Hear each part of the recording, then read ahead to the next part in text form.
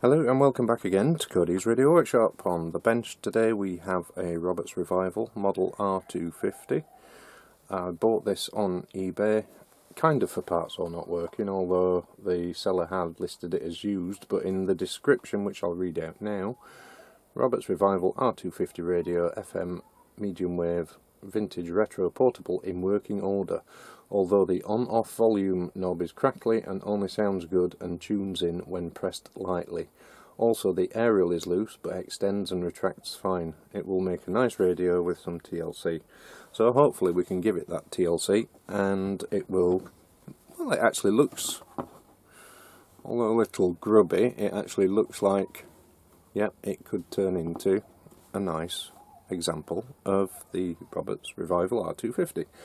So aerial loose, which it is, and the on and off, so we're going to test that. I'll put some power on from my power supply just in case there is an issue with the radio.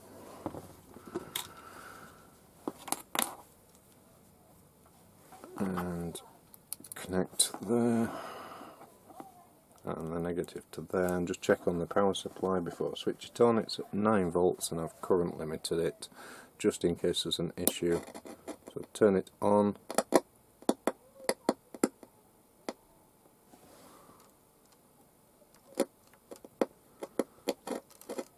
I think that is just a dirty volume pot.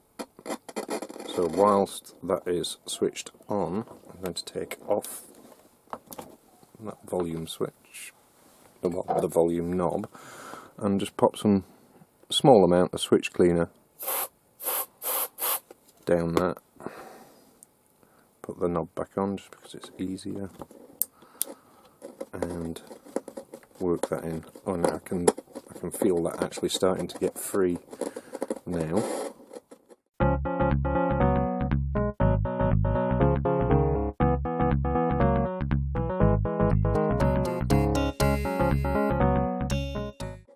I think that the best idea with this one will be to take it apart and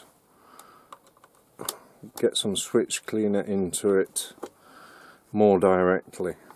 So I'm just taking the screws out of this backing board now. Just 5 screws that hold this backing board in.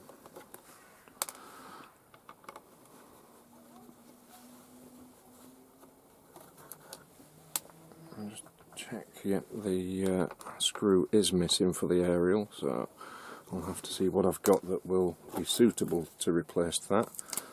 Handily, there's some sellotape on the inside. And you see here where they've sellotaped the aerial down to try and make it stick in without coming out of the radio. That has really made me chuckle. I've not seen that approach to fixing it before. Let me zoom you down so you can see properly. Loads of sellotape holding the wire onto the actual aerial. That really has made me smile. Right, now I can get in here to the switch pot. And I'll just apply the switch cleaner directly.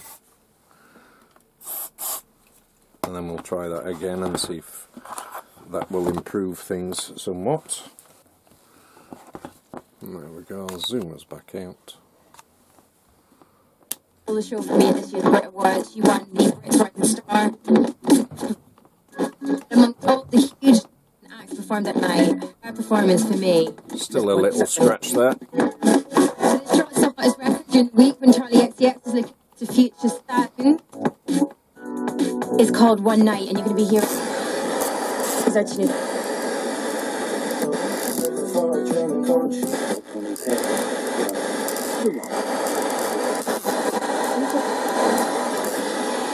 I can also feel through the tuning needle isn't going below 94 megahertz, and that probably means that the dial code is crossed over on the spindle, so that might be something I might be able to resolve quite easily, or it might be a restring.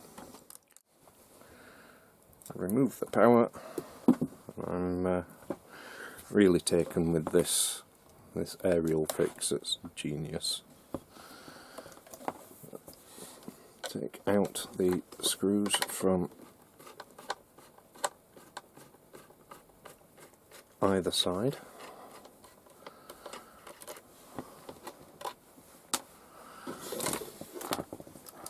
On this side, on that side.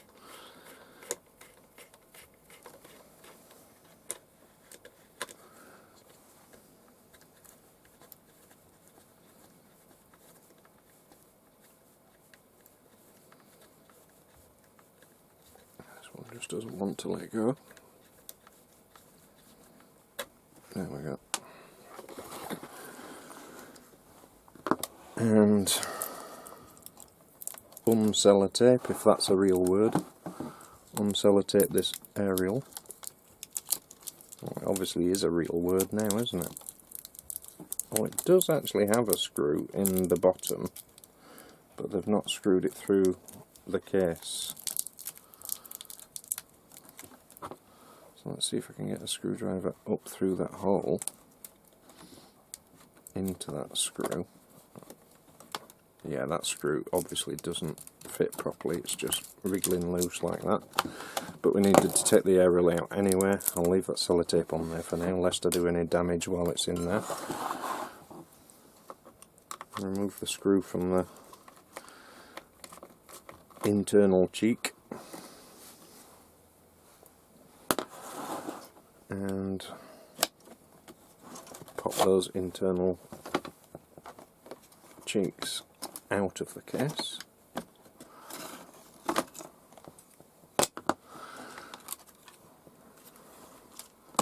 Remove the speaker wires, if they will play, which this... that one doesn't.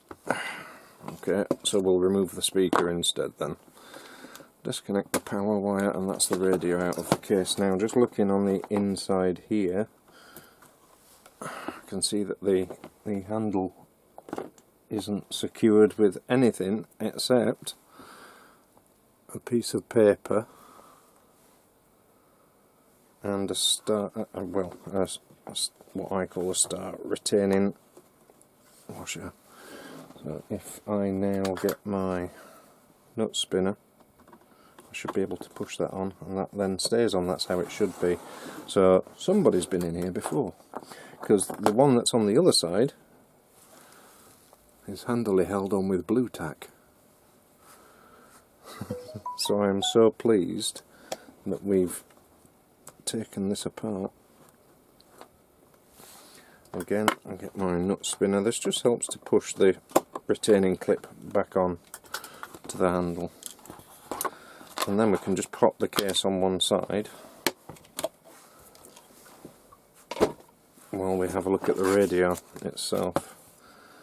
Now, I would like to remove the clip from the speaker. There we go. That looked a bit brutal. And get the sellotape. Some scissors.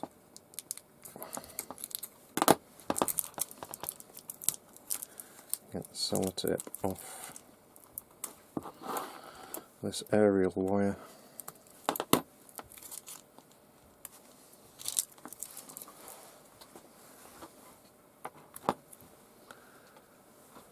Right, so that's the radio out, and just a quick visual inspection just to make sure that everything looks toward and not untoward. The caps haven't bulged. It's actually got an idiot diode in there as well, an ID10T. Yeah, the rest of that looks largely untouched. I was just a little bit unsure, as you know, I think somebody might have actually taken this completely apart to try and resolve the issue with the on and off switch, and made a little hash of it really. But yeah, that actually looks okay, and we know that the radio's working. And we're now ready to put it all back together. I've done everything that's necessary to bring it back up to a standard that should be expected, and it's all gone well so far. I've replaced those retainers on the handle, so the handle will now no longer come out. I've sourced and found a screw suitable for going into the aerial, so let's put it back together and see what the finished product will be like. Put the baffle board back in, the speaker grill.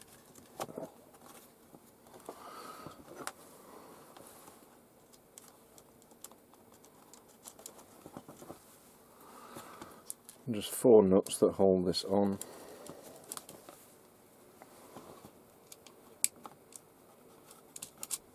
Let's put them on loosely first, and then get the nut spinner, which is a 5.5mm, just to nip them up. You don't want to do them too tight. If you do them too tight, you can actually see through from the other side where you've tightened them up through the finish, and that's never good. So just tighten them up, just to nip them up, like so. And then undo one of the retainers for the speaker and pop the speaker back in. It just sits in the hole, and push it under the other lip there.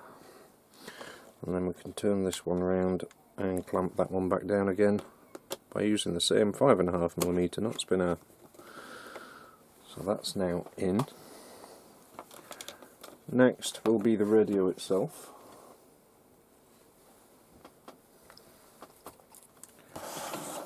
Just thinking about it, I'll just give this dial face a wipe over, and wipe its face, give it a general clean using some of Mrs. Cody's Mr. Muscle Advanced Power Kitchen Cleaner,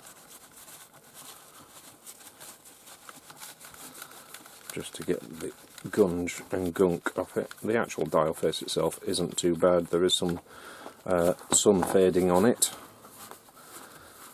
but that's only to be expected and nothing that hasn't been seen before. There's nothing that you can actually do about that. You can see the discoloration, but it is what it is. Some fare better than others, depends where they've been kept. On a kitchen window ledge is likely to darken the dial face, you know, if it's in the direct sunlight all of the time. And for in between the knobs, I will get the special tool, which is Mrs. Cody's toothbrush, a joke kindly nicked from Mr. All the Gear No Idea, who often uses his wife's toothbrush for cleaning radios.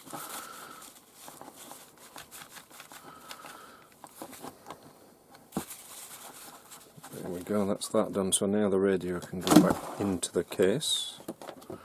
Let's put that in there. And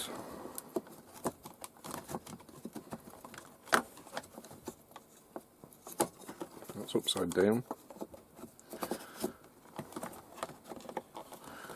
That one in that side, and making sure that we've got it the right way around. That one in that side, and pop the aerial back through. Now, I found a screw in the odds and sods jar. It's not an original screw for the aerial, but it looks like it will do the job.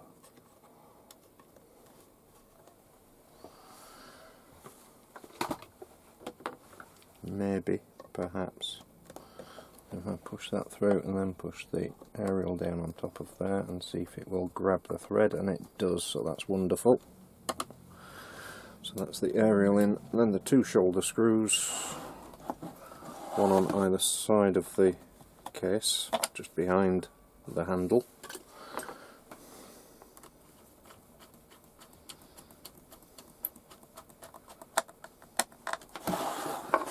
One on the other side. There is a step that I've forgotten, but we'll come back to that in a moment, because you can still do that.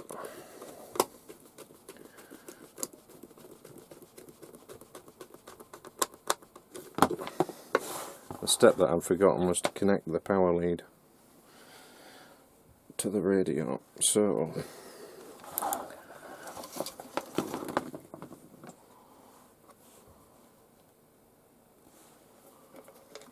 let's see if I can get that onto there, and it does. Then connect the speaker wires.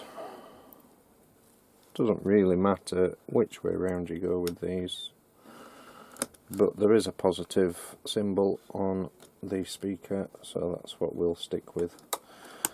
And pop that onto there, and then there's the screw to hold the side cheek in there.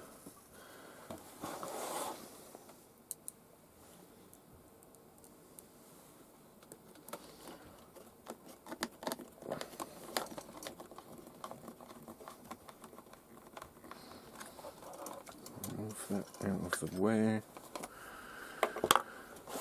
And now the backing board onto there. The 5 screws to put it back in, or to secure, not to put it back in, but to secure it down.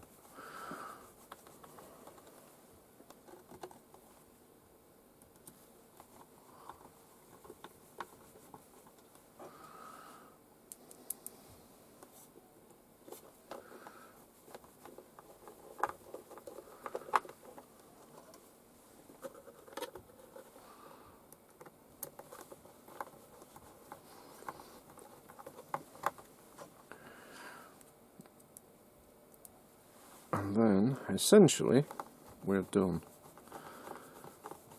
It's just a case of proof of the pudding.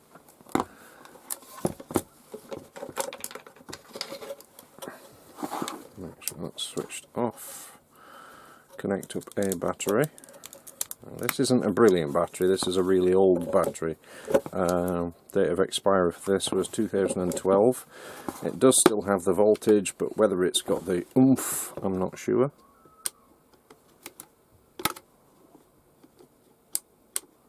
Nope, nothing.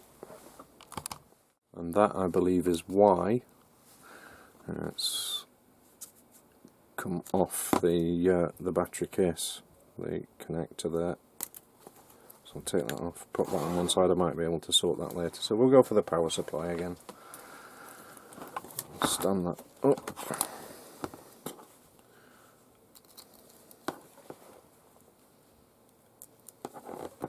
And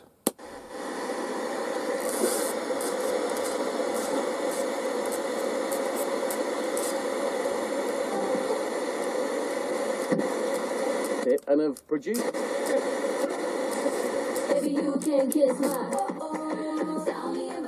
So there we are, it's working. I've cleaned it down. I managed, although I didn't catch that bit on camera, I managed to sort the dial cord out so that it went from one end to the other without. What had happened was on the tuning spindle, the tuning dial cord was crossing over, as I'd suspected, and it was causing the tuning needle, when you try and tune it, to lock up. The last thing to do is to pop the Roberts badge onto it. Now this one needs a little colouring in, so I'll do that. And for this bit I use a Molitor pen, which is Molitor liquid chrome, and the little bits that have rubbed off, I don't know if you can see there, you just colour them in with this, and this is a really shiny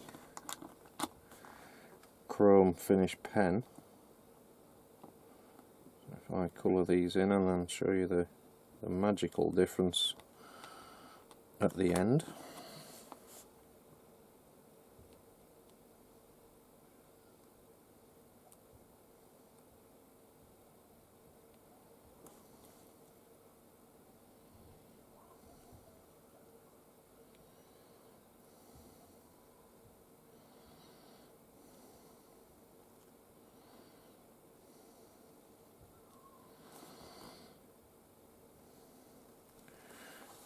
Can be quite fiddly to do this.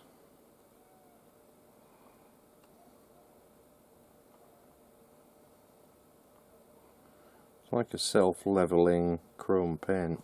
It's actually quite good. The trickiest bit is holding it in the right place while you do it, because you don't want your fingerprints on it.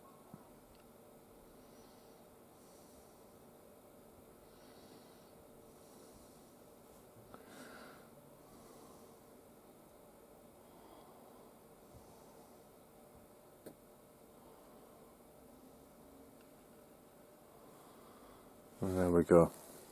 You can now see it's shiny.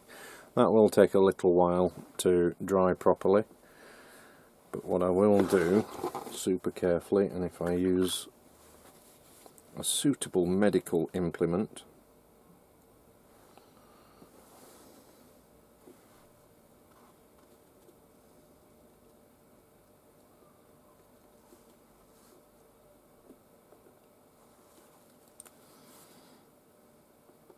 so that I don't get any fingerprints on it, is just pop that in there, and then I can just allow that to air dry, and that then looks the part again.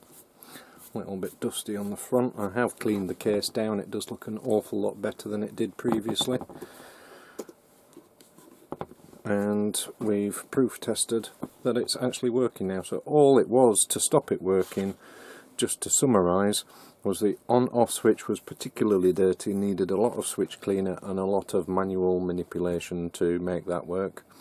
The handles had been, one side had been blue tacked in, the other side had had some paper jammed in it because they couldn't get those retaining clips back in, and the aerial screw was missing, meaning that the aerial wasn't secure in the case. As I say, I've given it a clean down as well, and it now looks really rather nice and presentable. Thanks very much for watching. Like and subscribe, and I will catch you in the next one. Bye for now.